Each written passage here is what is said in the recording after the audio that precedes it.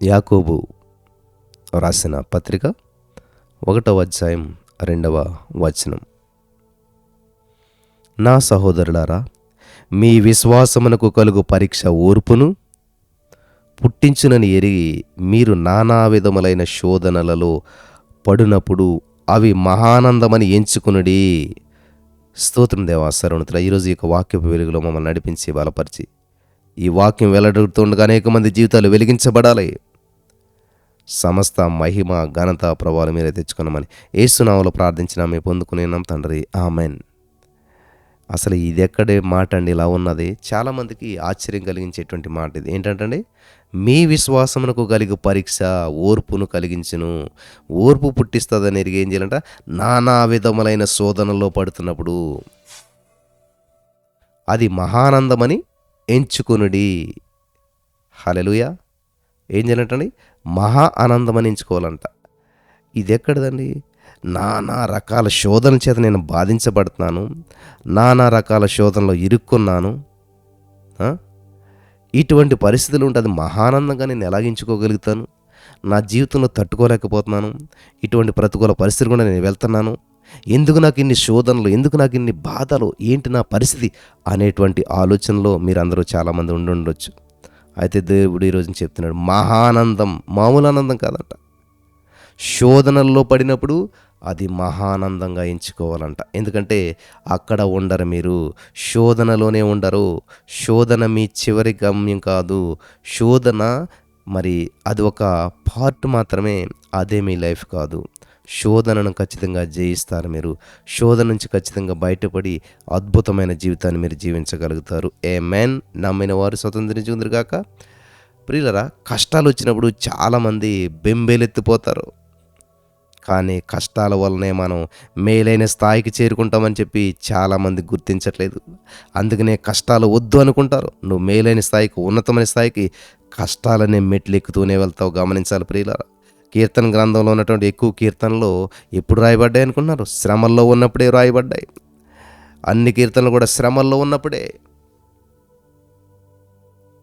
కీర్తనల గ్రంథంలో ఎక్కువ కీర్తనలు శ్రమల్లో ఉన్నప్పుడే రాశారు. కొత్త నిబంధనలు ఉన్న పత్రికల్లో కూడా ఎక్కువ భాగం చెరసాల్లో ఉన్నప్పుడే రాయబడింది. ఆమేన్. ఈ సత్యం తెలుసా మీకు? కొత్త నిబంధనలోనే ఎక్కువ భాగం పౌలు గారు ఎక్కువ రాశాడు. అన్ని జైల్లో నుంచి రాశాడు ఎక్కువ. అన్ని పత్రికలు కూడా జైల్లో నుంచి, బంధకాల్లో నుంచి, సమస్యల్లో నుంచి. జాన్ బనియన్ అనేటువంటి యాత్రికుని ప్రయాణం మీకు అందరికీ తెలుసు, చాలా గొప్పది, చాలా ఫేమస్. ఆ యాత్రికుని ప్రయాణాన్ని చెరసాల్లో ఉండగానే రాశాడు. మీకు అందరికీ తెలుసు, ఫ్లోరెన్స్ నైటింగేల్ కదలలేని పరిస్థితిలో ఉన్నప్పుడే అనేక ఆసుపత్రులను సంస్కరించారు. లూయి ఫాస్చర్ జబ్బుతో ఉన్నప్పుడే కుక్కగాటుకు మందును కనిపెట్టాడు ఆయన. చరిత్రకారుడైనటువంటి ఫ్రాన్సిస్ తనకున్నటువంటి జబ్బు వల్ల 5 నిమిషాల మించి పని చేయలేకపోయేవాడు. అతనికి కళ్ళు సరిగ్గా కనబడేది కాదు, పెద్ద పెద్ద అక్షరాలతో రాసేవాడు. అయినా సరే ఫ్రాన్స్ చరిత్ర గురించి ఫ్రాన్సిస్ మరి ప్రార్కనం 7 సంపుటాలు రచించాడంట. చూసారా, వింటున్నారా? కళ్ళు సరిగ్గా కనపడవు, పెద్ద పెద్ద అక్షరాలతో రాసేవాడంట. అటువంటి వ్యక్తి ఏం చేశాడు తెలుసా? ఫ్రాన్స్ చరిత్ర గురించి ఫ్రాన్సిస్ పార్కనన్ 7 సంపుటాలు ప్రచురించాడంట. దీన్ని బట్టి మీకు అర్థమవుతుందా నా ప్రియమైనటువంటి సహోదరి స్నేహితులారా? నేనెప్పుడు బలహీనుడినప్పుడు బలవంతుడును అని చెప్పి దేవుని వాక్యం సెలవిస్తూ ఉంది. నీ శక్తిని, నీ సామర్థ్యాన్ని చూసినట్లయితే ఒక్కరోజు ఒక్క అడుగు ముందు కూడా వేయలేవు. నీకున్న ఇన్కమ్ని చూసినట్లయితే ఒక్క బాకి కూడా నువ్వు తీర్చలేవు. నీకున్న సామర్థ్యం చూసినట్లయితే ఒక్క విషయంలో కూడా నువ్వు జయించలేవు. అందుకనే చాలామంది ఓడిపోతారు. నా బ్యాక్గ్రౌండ్ ఏంటండి, నన్ను ఎవరు చూస్తారండి, నన్ను ఎవరు పట్టించుకుంటారండి, నాకు జ్ఞానం లేదండి, నాకు చదువు లేదండి, నాకు ఆస్తి లేదండి, అందం లేదండి, నాకు మంచి క్వాలిఫికేషన్ లేదండి, నాకు మంచి జ్ఞానం లేదండి, నాకు మంచి టాక్టివ్ పవర్ లేదండి. నువ్వు చెప్పినవన్నీ 100% కరెక్ట్ అవ్వచ్చు, కానీ ఇవేవి దేవునికి అక్కర్లేదు. నీకు క్వాలిఫికేషన్ లేకపోవచ్చు, దేవుడు పిలిపే నీకు ఒక క్వాలిఫికేషన్. హల్లెలూయా. దావీదు చూసినట్లయితే గుర్తింపు లేనటువంటి వాడిగా ఉన్నాడు. యెషయా బిడ్డలందరికీ గుర్తింపు ఉంది. సమూయేలు వచ్చినప్పుడు యెషయా ముందు అందరిని ప్రవేశపెట్టాడు. సమూయేలు వచ్చినప్పుడు యెషయా తన బిడ్డలందరినీ ప్రవేశపెట్టాడు. వీడు పెద్దోడు, చిన్నోడు, వాడు వీడు. మరి ఇంకా ఎవరైనా ఉన్నారా అంటే ఉన్నాడులే ఒకడు, గొర్రెలు కాసుకుంటున్నాడు దావీదు. ఎస్, ఆయన కూడా పిలిపించి. మనుషులు గుర్తించలేకపోవచ్చు నీకు, మనుషులు లెక్క చేయకపోవచ్చు నేను, కానీ దేవుని దృష్టి నీ మీద ఉన్నట్లయితే అందరిలోకెల్లా గొప్పవాడిగా దేవుడు నేను చేస్తా ఉన్నాడు. ఆమేన్, హల్లెలూయా. ఈరోజు నీ రోజు. దేవునిలో నీ స్థానాన్ని గుర్తించినట్లయితే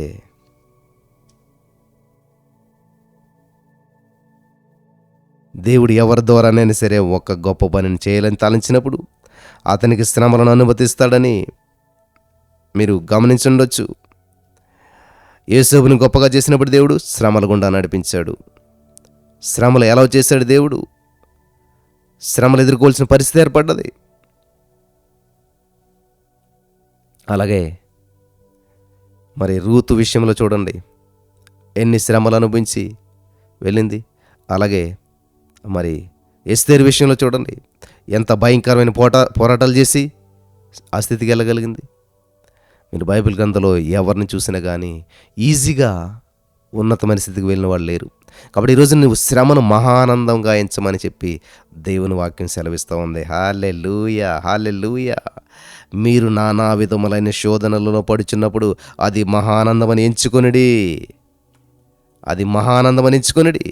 ఈరోజు ఈ శ్రమలో నేనున్నాను, కానీ దీని ద్వారా నేను అద్భుతమైనటువంటి స్థితికి వెళ్తున్నాను.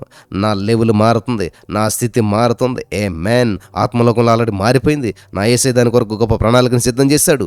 సైతానుగాడు ఎంత కఠినమైనటువంటి శోధన తీసిరావాలని ఆలోచన చేస్తుంటే మన యేసయ్య ఆ శోధన ద్వారా, ఆ శోధన వెనుక ఇటువంటి గొప్ప ఆశీర్వాదాన్ని నీకు ఇవ్వాలని చెప్పి దేవుడు చూస్తూ ఉన్నాడు. ఆమేన్. సైతానుగాడు యోబునొచ్చి శోధించాలి, యోబుకున్న సమస్తాన్ని నష్టపరచాలని చూస్తే దేవుడేమో యోబుకి ఎంత నష్టపోతున్నాడా, ఎంత ఎంత ఎంత అద్భుతంగా రెండంతలు ఇవ్వాలని దేవుడు సిద్ధం చేశాడంట. ఆమేన్. సైతానుగాడు వచ్చి నాశనం చేయకముందే యోబు కొరకు రెండంతల ఆశీర్వాదాన్ని సిద్ధం చేసినటువంటి దేవుడు మనకున్నాడు. ఆమేన్.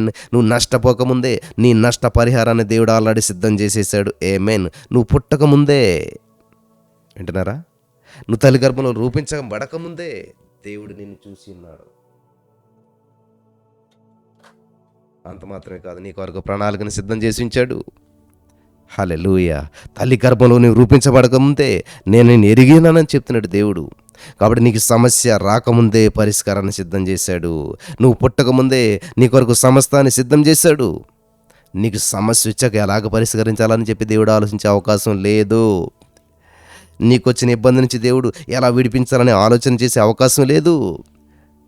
నువ్వు పుట్టకముందే, నీకు సమస్య పుట్టకముందే, నీకు ఆలోచన పుట్టకముందే, ఈరోజు నువ్వు అనిపిస్తున్నటువంటి కష్టం గుండా వెళ్ళకముందే ఆల్రెడీ వెల చెల్లించేసేసి పరిష్కారాన్ని సిద్ధం చేసేసి విడిపించేశాడు, విమోచించేశాడు. In the name of Jesus. గలతీ 3:13 ప్రకారం ధర్మశాస్త్ర సంబంధమైన ప్రతి శాపము నుంచి, ప్రతి సమస్య నుంచి, ప్రతి రోగం నుంచి, ప్రతి విధమైన దాని నుంచి ఆల్రెడీ విమోచించేశాడు, వెల చెల్లించేశాడు. ఆమేన్.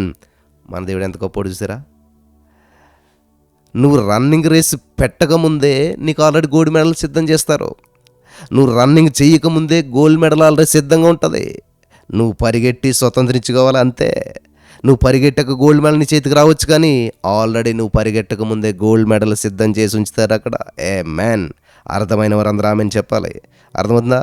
నువ్వు రన్నింగ్ రేసులో పరిగెట్టక ముందే ఎప్పుడో గోల్డ్ మెడల్ తయారు చేసి రెడీ చేసి కూర్చుంటారు వాళ్ళు. నువ్వు గోల్డ్ మెడల్ కోసం నువ్వు పరిగెడుతూ ఉంటుంటావు, కానీ ఆల్రెడీ గోల్డ్ మెడల్ సిద్ధం చేసే ఉంచాడు అక్కడ. ఆమేన్. నువ్వు పరిగెడితే దాన్ని స్వతంత్రించుకుంటావు. అలాగని చెప్పి నువ్వు పరిగెట్టాక దాన్ని చేయట్లేదు, ఆల్రెడీ ముందే సిద్ధం చేశారు. తర్వాత నువ్వు పరిగెట్టిన తర్వాత దాన్ని స్వతంత్రించుకుంటావు. ఆల్రెడీ సిద్ధపరిచేశారు వాళ్ళు ఎప్పుడోను.